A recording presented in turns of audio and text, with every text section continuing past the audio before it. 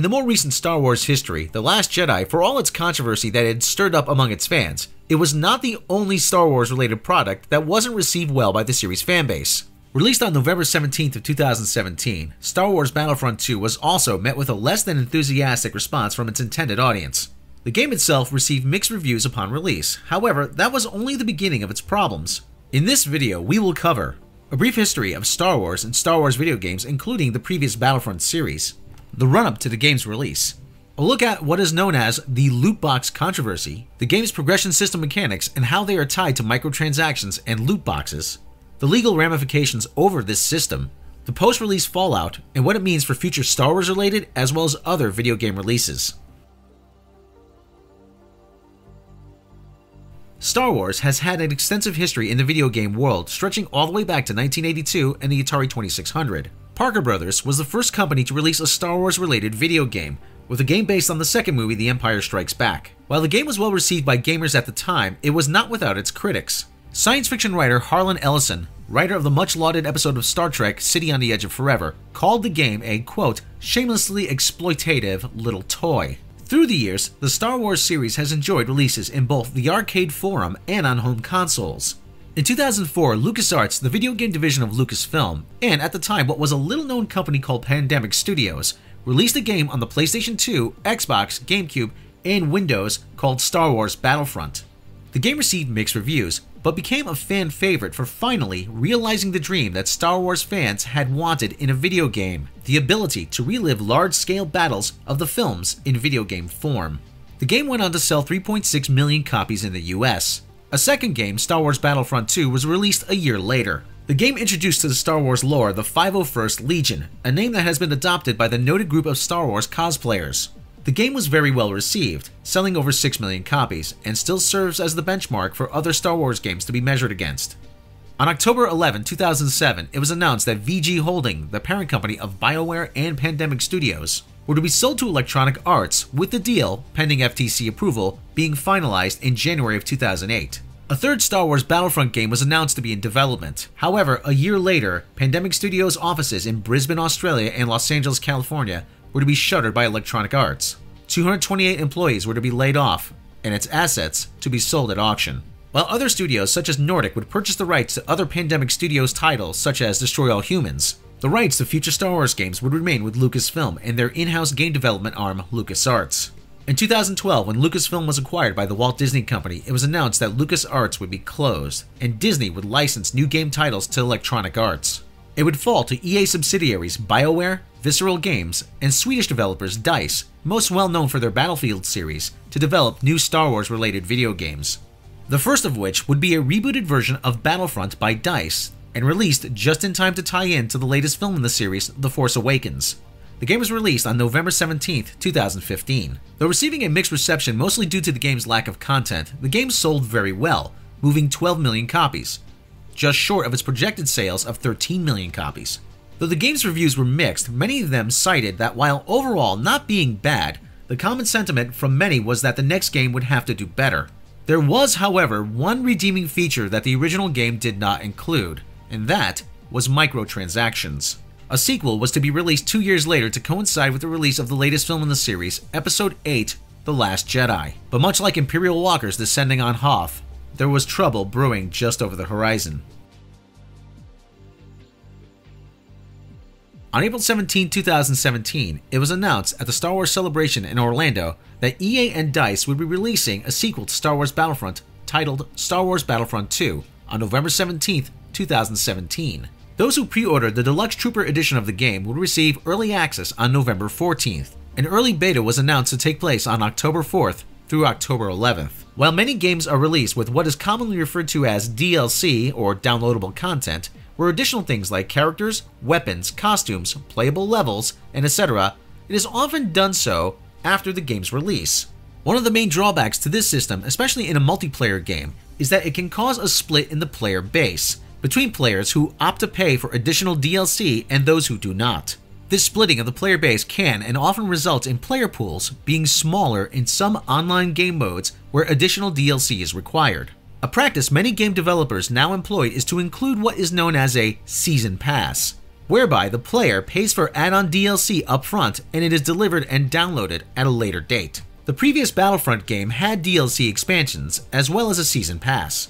For Battlefront 2, EA announced that they would not include what is known as a Season Pass for downloadable content, as they did not want the player base to become fragmented, and were looking into an alternative method of delivering DLC. During EA Play 2017, it was announced that all downloadable content would be free for all players, in events the company called Seasons. EA, however, did not say anything in regards to the inclusion of microtransactions in order to offset the free content. The game's announcement was met with mostly positive reactions from fans.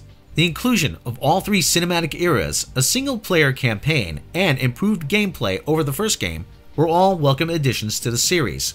An open beta took place on October 6th through October 9th of 2017, something that is a common practice in the game industry. It was during this open beta that problems with the game first began to emerge. The game is being criticized for its inclusion of what are known as loot boxes, which, rather than a skill-based system, made progression through the game more random. Players were becoming concerned that this was in effect the inclusion of a pay-to-win system, which didn't reward a player's accomplishments, but instead their willingness to part with their hard-earned cash.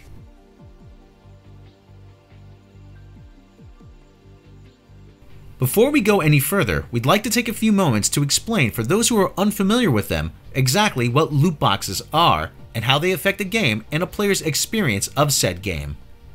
Loot-based games is a term for games with randomized rewards. Typically, these are role-playing games commonly referred to as RPGs, and massive multiplayer online games, also known as MMOs. Players will go on missions, or as the game vernacular calls them, quests and raids, and are rewarded with random items such as weapons, power-ups, and armor. Some of the more popular and well-known types of these games are World of Warcraft, Borderlands, Destiny, and Diablo. A relatively new addition to loot-based games are consumable items, usually in the form of a box, that can be redeemed to receive randomized items or loot. Hence the name loot box, or sometimes referred to as a loot crate. Loot boxes can be earned through in-game play or purchased with real money. If a player doesn't have the time to spend the hours playing the game it often takes to acquire certain items, they can pay real money for the more randomized loot and speed up their progression through the game more rapidly.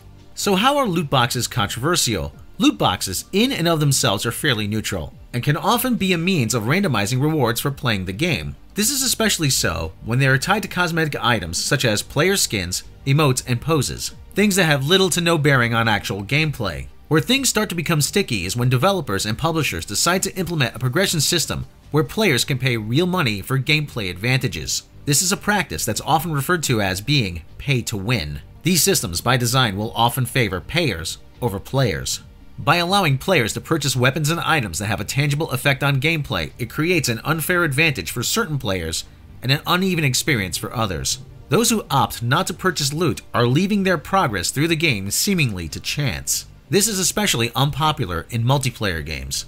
Even though this had been a practice in other games, Battlefront 2 was the straw that broke the camel's back. Many gamers had become frustrated, as many of their favorite games had become reduced to being nothing more than what amounts to a Las Vegas-style slot machine. To make matters worse was that the way the progression system was laid out, it meant that players had to spend an enormous amount of time grinding in the game to unlock basic features, or pay an exorbitant amount of money in a highly anticipated Star Wars game, a franchise for many fans which there is a strong sense of attachment for them. The term microtransactions refers to a system where there are usually items, weapons, playable characters, maps, or game levels sold from an in-game store. This system is usually included in, but not limited to, free-to-play games. That is where the base game is free for download, and the developers sell the items in an in-game store for in-game currency, which is purchased for real money. Examples of this would be such games as DC Universe Online, Star Trek Online, Dota 2, and World of Tanks. This system, however, can often appear in other games. The Madden football series has featured microtransactions in the form of team points, which upgrade your players' abilities. While Madden has microtransactions, it still has paid downloadable content, while the game Grand Theft Auto V has entirely free downloadable content, yet sells in-game money in the form of shark cards. What the loot box controversy boils down to is Electronic Arts specifically designed the progression system in Battlefront 2 in order to squeeze money out of players. They were counting on players' love of Star Wars to drive their willingness to spend an immoderate amount of money playing the game. Instead, it was that love of Star Wars that spurred a fan backlash and made Star Wars Battlefront II the flashpoint for the greater player revolt against loot boxes throughout the gaming industry. Star Wars Battlefront II implemented a multi-tiered progression system. Character types are broken down into classes, similar to other games, with many weapons that are unique to each class. Much like other games, Battlefront 2 has a leveled system that rewards players for accomplishing certain tasks in the game. These tasks were rewarded by giving the players points. The more tasks that were accomplished, the more points were rewarded. The more points you earn, the higher level or rank you would advance. The higher the level players would progress to would allow them to craft higher class cards, called star cards, which is part of the player progression system and has a tangible effect on gameplay. When players hit rank 10, they would be able to craft a level 2 class star card. At rank 15, players would be able to craft level 3 class star cards. And at rank 20, they would unlock the final class of star card, level 4. In a nutshell, playing the game more would reward the player with more abilities and higher cards to craft. That is, of course, if players were fortunate to have a loot crate drop a higher class card. Loot crates at launch would no longer drop the highest level star cards, with the highest level drop being level 3. Weapons in the game are upgradable by using them. The more kills you get with a certain weapon, the better quality weapons can be unlocked, along with more attachments for that weapon. One of the major parts of the progression system was unlocking the more desirable and iconic Star Wars characters, or heroes. Players could earn star cards for the hero characters, but they could not unlock them without spending in-game credits. Credits could be earned by completing games in Star Wars Battlefront 2 or by earning duplicate star cards. Upgrading or duplicating a star card will give you in-game credits, and you can use those credits to buy the hero characters. The hero characters, however, were very expensive, requiring quite a large amount of in-game credits to purchase. Star Wars Battlefront 2 features 3 types of in-game currencies. In-game earned credits, which you earn by playing the game, crystals, which are obtained by spending real-world money and can be used to purchase loot crates, and crafting materials, which are used for upgrading and crafting different cards for your characters. As stated earlier, because of the enormous time it takes to earn in-game credits, as well as the very randomized nature of the loot crate system, the obvious drawback was that this system would lead to what's referred to as a pay-to-win system. Meaning, the game by design would favor those who were less willing to actually play the game, but rather spend real-world money on crystals in order to advance. By its very nature, this creates a competitive imbalance. Also, because of the very slow nature of earning in-game credits, many players in Star Wars Battlefront 2 resorted to a practice called rubber banding. With their consoles being left on overnight to earn in-game credits, the controls were tied with rubber bands in order not to be kicked from a game for being idle. I got a bad feeling about this. Shortly after the October 4th beta commenced, reports of players becoming angry with DICE and Electronic Arts began to surface. At issue was the plan by EA to lock the more desirable hero characters. The only way to unlock these characters and the more desirable weapons was to amass an exorbitant amount of in-game credits, which some estimated could take up to 40 hours of playtime to collect, or to pony up and pay for loot crates in order to unlock them. To address the growing backlash, EA addressed the issue on Reddit. In their Reddit post, the EA community team responded by saying, "The intent is to provide players with a sense of pride and accomplishment for unlocking different heroes. As for cost, we selected the initial values based upon data from the open beta and other adjustments made to milestone rewards before launch. Among other things, we're looking at average per player credit earn rates on a daily basis, and we'll be making constant adjustments to ensure that players have challenges that are compelling, rewarding, and of course, attainable via gameplay. We appreciate the candid feedback and the passion the community has put forth around the current topics here on Reddit, our forums, and across numerous social media outlets. Our team will continue to make changes and monitor community feedback and update everyone as soon and as often as we can." The comment went on to receive several 100,000 downvotes and became Reddit's most downvoted of all time. After the backlash, EA and DICE removed the loot box system, as well as the microtransactions from the game temporarily prior to launch. They would focus on refining the system for the future. Star Wars Battlefront 2 was released on November 17, 2017. The game was met with mixed reviews, averaging between 6.5 to 7 and scoring a 74 on Metacritic. Most critics liked the improvements over the first game. However, they criticized the story and noted that the progression system was a convoluted mess. Some critics pointed out the many bugs and glitches that infected the game, primarily in the Xbox One version. While critics were split, the reaction from fans was almost universally negative, with a user rating of 1 out of 10 on Metacritic. This was in large part due to the progression system. It was also during this time that EA's Matt Everett left his role as community manager over the fan backlash. He was summarily replaced by Ben Walker. The game faced heavy criticism for its progression system, which was largely tied to in-game microtransactions. As stated earlier, players would be able to purchase in-game currency in the form of crystals for real-world money. Those crystals could then be used to randomly unlock and upgrade star cards, a form of progression skill tree in the game, something that could be accomplished by purchasing loot crates.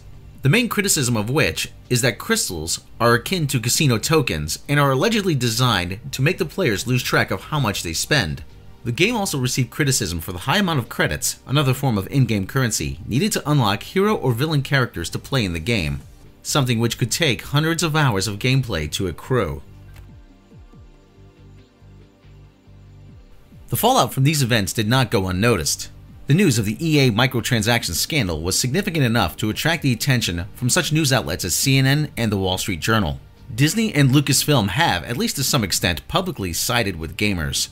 In an article written by Gene Park published by the Washington Post on November 18, 2017, it was reported that Disney's chairman of Consumer Products and Interactive Media Division, Jimmy Pitaro, had placed a call to EA. The article claims that Pitaro had placed the call to EA only hours before the decision was made to pull in-game purchases. The Wall Street Journal on November 17, 2017 also claimed that Disney executives were upset at how the blowback from gamers, quote, reflected on their marquee property, end quote. Disney's company spokespersons said that the company had backed EA's decision to temporarily remove the purchasing of loot boxes. A Lucasfilm spokesperson told the Washington Post, "Star Wars has always been about the fans, and whether it's Battlefront or any other Star Wars experience, they come first. That's why we support EA's decision to temporarily remove in-game payments to address fan concerns." Along with having impacted sales, the news also damaged EA's public image, the reverberations of which were felt on Wall Street, with EA's shares dropping 2.5% on the game's launch day. Microtransactions were disabled at launch, albeit temporarily, in response to the backlash. Also, the cost to purchase heroes was lowered by 75%.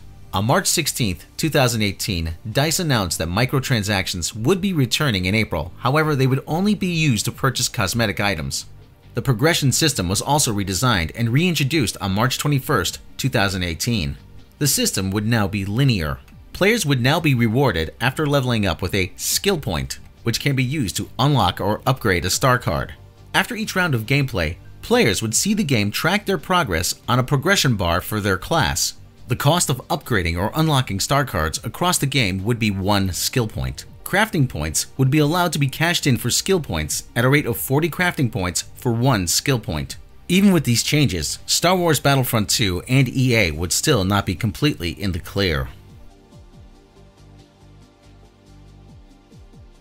EA's incorporation of loot boxes into Battlefront II had not gone unnoticed. It had attracted the attention of several governments. On November 15, 2017, the Belgian Gaming Commission announced its investigation as to whether loot boxes constituted gambling. EA denied the allegations, stating that the inclusion of loot boxes was part of a fun and fair game experience. An EA spokeswoman responded to the claims, stating, "A player's ability to succeed in the game is not dependent on the purchasing of crates. Players can also earn crates through playing the game and not spend any money at all. Once obtained, players are always guaranteed to receive content that can be used in-game." On November 22nd, the Belgian Gaming Commission ruled that loot boxes and EA's microtransaction system indeed constituted a form of gambling. The Belgian Minister of Justice, Koen Jaens, stated that the mixing of gaming and gambling is dangerous for the mental health of children and called for the banning of loot boxes throughout the European Union. In response to the Belgian Gaming Commission's ruling, the Dutch Gambling Commission also announced their own investigation into Battlefront II's loot box system. In the United States, EA's actions also drew criticism from officials.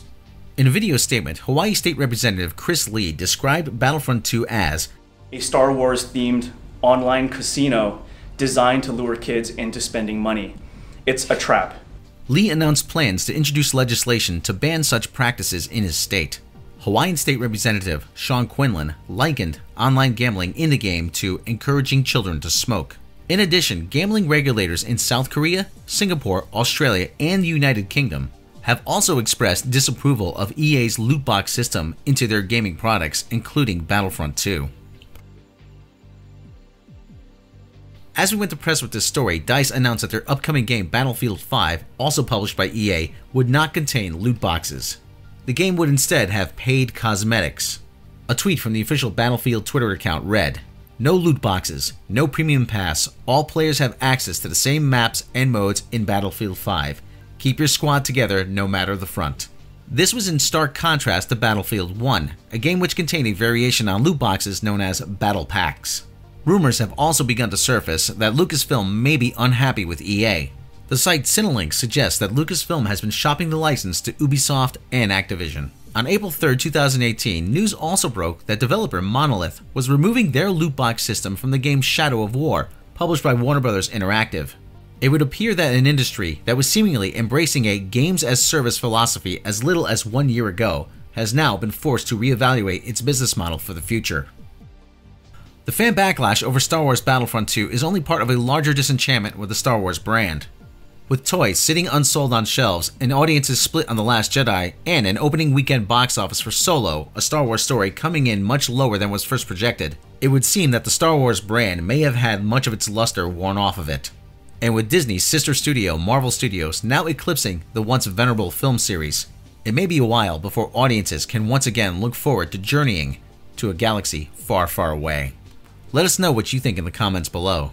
And be sure to check back for more Star Wars news, as well as news and analysis on your favorite genre movies here at Midnight's Edge.